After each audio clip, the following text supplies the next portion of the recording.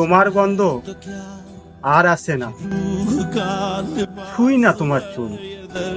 সত্যি বলছি, তোমায় নিয়ে ভাবি না বিলকুল।